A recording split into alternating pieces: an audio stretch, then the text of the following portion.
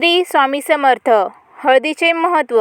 पूजा करताना हाताला व मानेजवळ हळदीचा छोटा तिलक केल्याने गुरु प्रबळ होऊन वाणीमध्ये शुद्धता येते. हळदीचे दान शुभ मानलं गेलंय. याने प्रकृतीच्या त्रासांवर उपाय होऊन गुरुग्रहात अनुकूलता येते. ज्यांना गुरु प्रतिकूल आहे त्यांनी हा उपाय करावा. पूजेनंतर कपाळावर हळदीचे तिलक केल्याने कार्यात सफलता मिळते.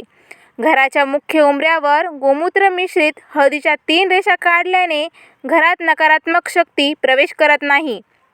अंघोळीच्या पाण्यात हळद घालून स्नान केल्याने शारीरिक मानसिक शुद्धता येते.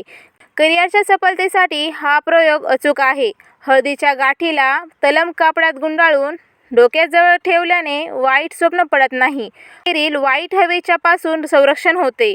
दर गुरुवारी श्री गणेशाला 1 चिमूटभर हळद लावल्याने लग्नसंबंधातील येणाऱ्या अडचणी दूर होतात. भगवान विष्णू आणि लक्ष्मीच्या प्रतिमेच्या मागे हळदीची पुडी लपवून ठेवल्याने घरात लग्नाचे योग लवकर बनतात.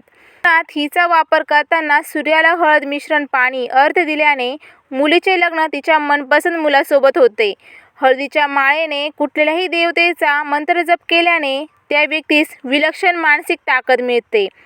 श्री गुरुदेव दत्त. श्री स्वामी समर्थ.